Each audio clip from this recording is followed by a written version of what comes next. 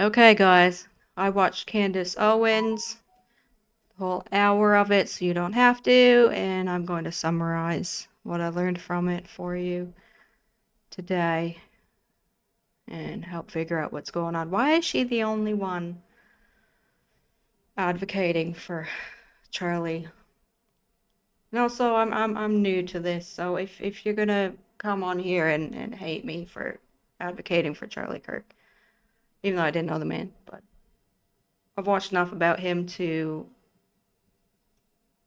really like the guy, actually, and appreciate his debates and his intelligent mind. Just don't subscribe to me if you're just gonna hate for no reason. Okay, thank you. Continuing on. Tyler Robinson has never confessed. Tyler Robinson has never confessed. Okay, right from the start, there's something strange in Tyler's text messages. He doesn't say car like most 20-year-olds would. He calls it a vehicle, which I found strange. I would never call my car a vehicle. That choice of words feels out of place and planted, and Candace Owens actually points it out too in this video. Let's hear what she has to say about it. On the topic of rhetoric, I am told that Tyler absolutely did not author those text messages. What text messages? He has no idea where these messages came from, believes that they are therefore entirely fictionalized. It turns out, you're going to be shocked, that he doesn't actually use words like vehicle, which should come as no surprise to anyone that has a brain.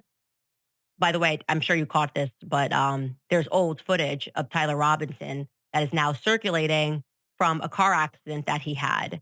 And during the discussion with the officer that showed up, Tyler certainly refers to it as his car, not his vehicle, because that's how most Americans, how most English speakers refer to a car, unless they're in the military or on the police force. So here is 2022 police body cam footage in case you missed that of Tyler making a crash report. Take a listen. Your mom's on her way? Yeah, she's gonna be a minute. She's got to shuttle over from where she's at to her car and then drive over. Gotcha. His mother was going to shuttle over from her car? Interesting. He's in Washington County now, and we're working on trying to get him to come in voluntarily. During that phone call, some information was provided about Tyler potentially having some suicidal ideations, was en route to a remote area of Washington County. The parents convinced him not to do that, and conveyed that they would stand by him and help him surrender peacefully. I'm told that's not true. That Tyler was not suicidal at all. He was just confused and didn't want to get shot.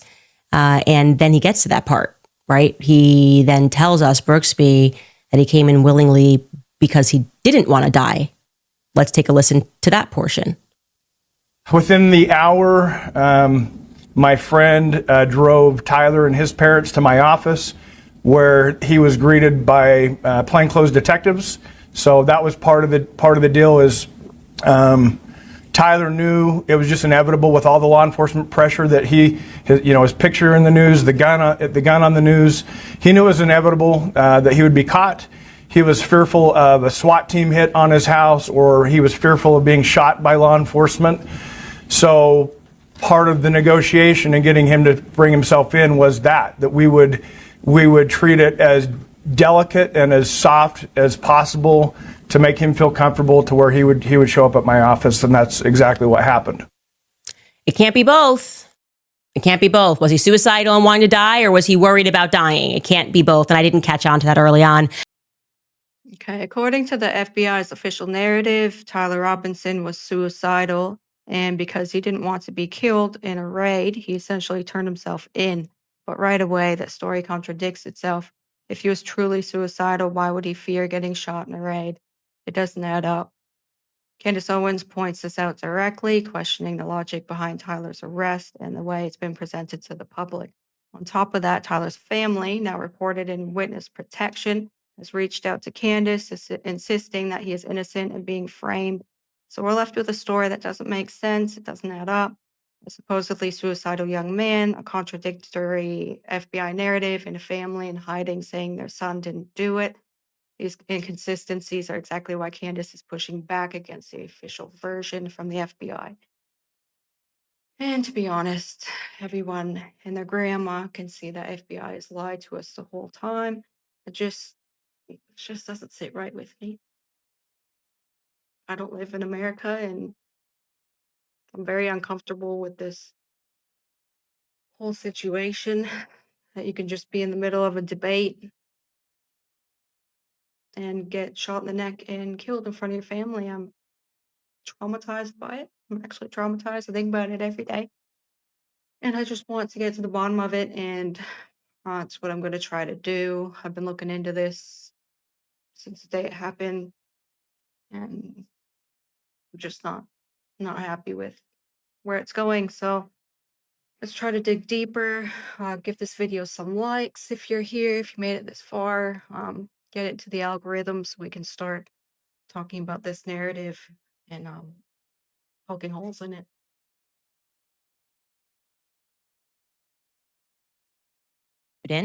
Who I'm going to refer to as Nick. Nick is not his real name. I'm going to refer him as Nick to protect his identity, obviously.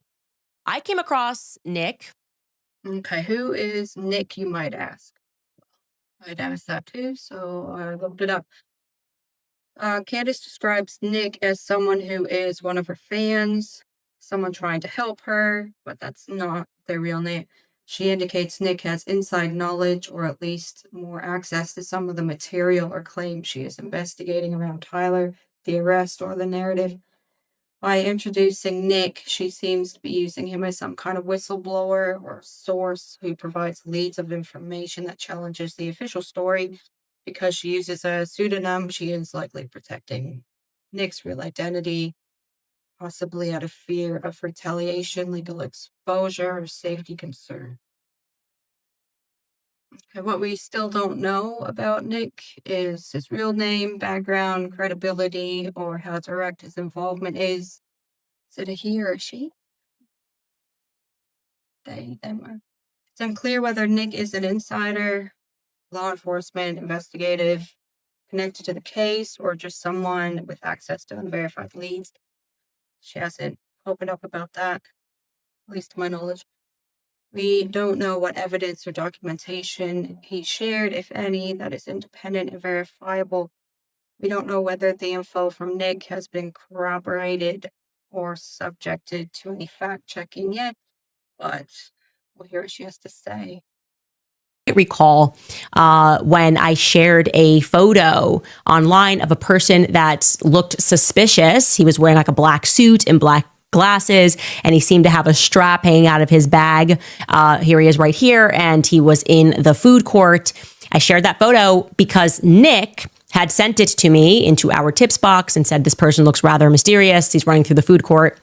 And from there, he kind of became my boots on the ground. He was like, hey, I go to UVU. I'm a major Candace Owens fan. I want to help in any way that I can. Okay.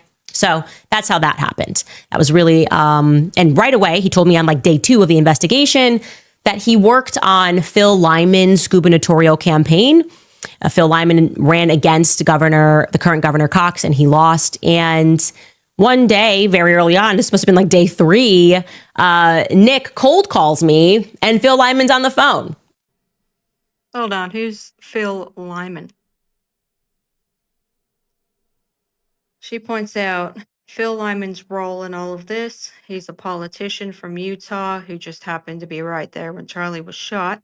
His car even shows up in the TMZ footage minutes before the shooter walked by. At first, he told people he was backstage with Charlie, then later said he was up near where the shooter was. So his story keeps shifting. On top of that, his family owns a bunch of houses in the area, and his nephew even went online retracing the shooter's path. When Candace has volunteered, Nick asked him for basic photos. Phil Lyman got defensive, even showing up at Nick's house and asking, whose side are you on? Instead of helping, he clammed up. So the question is, why is this politician and his family so close to every part of the story, yet unwilling to clear things up? Good question. That's weird. That is very odd. That is unusual. That is an anomaly. When you serve that long in the police force, you inevitably make it into the news. So I am asking, and we tried to reach out to this individual. We have had no luck.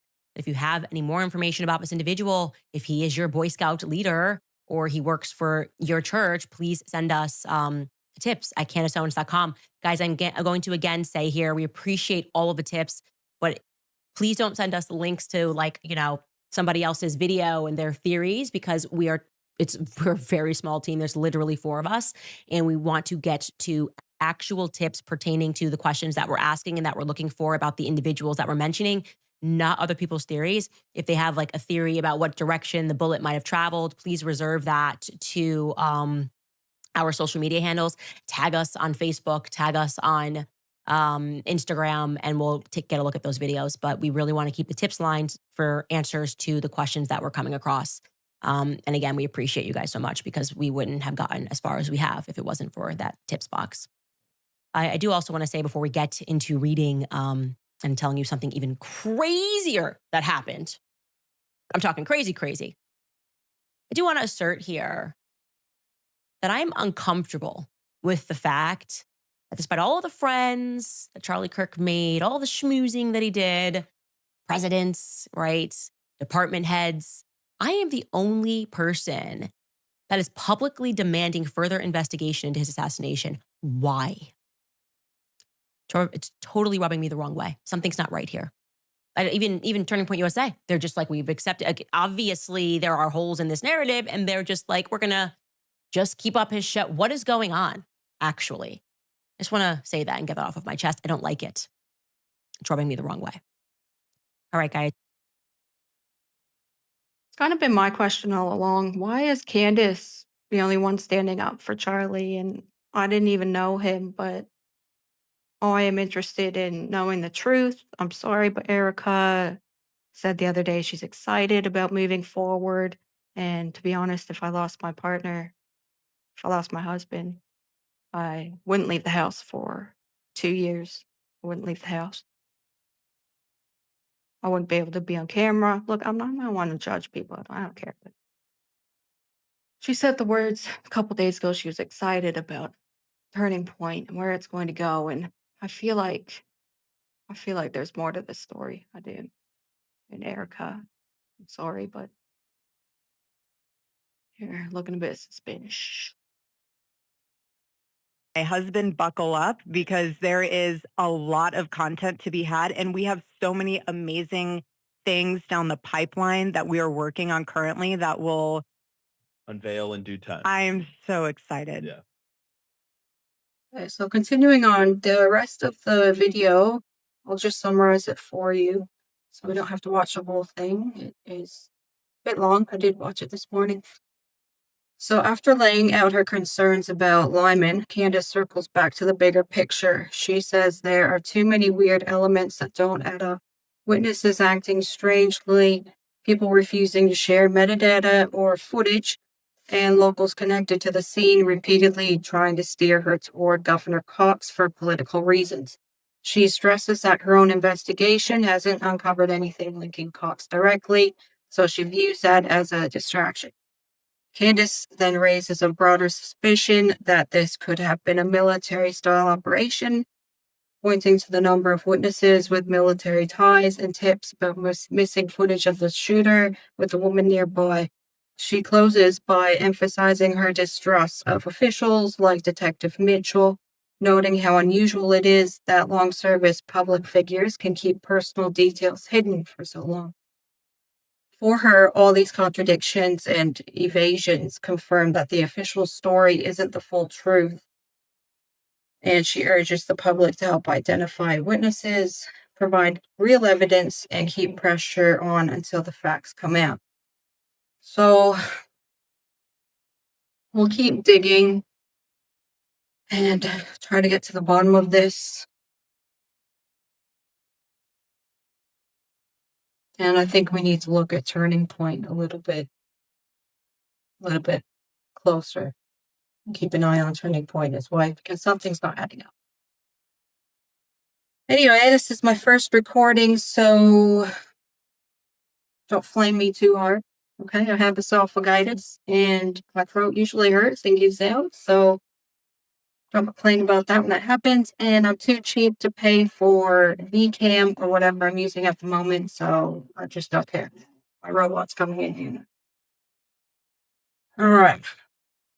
I'm going to try to summarize the next one that she does and keep it plain and keep it easier for us dummies to understand what's going on, because I'm not into politics, but I want to learn. I want to learn what is actually going on in the world. I want to be a part of it. And I'm not too happy with what I'm seeing. I'm not too happy with where America is. I'd like to get to the bottom of it. And you know what? I don't believe the FBI either. I don't trust our cops. I don't trust our police. I don't trust our government officials. I don't trust any elites. Okay, I've been looking into the elite for 15 years now, and I don't like what I've seen. I'm pretty sure I don't trust Trump either. They're all just a bunch of Freemasons, and Candace is probably a Freemason too, to be honest. But I'll still listen to her anyway because she's the only one fighting for justice. So that's all we got at the moment. All right, subscribe and try to like this video so we can summarize what is going on and get it out to the world. We need to get to the bottom of this and keep talking about it. Okay. All right. Thanks for watching. If you got this far, I appreciate it. Thank you.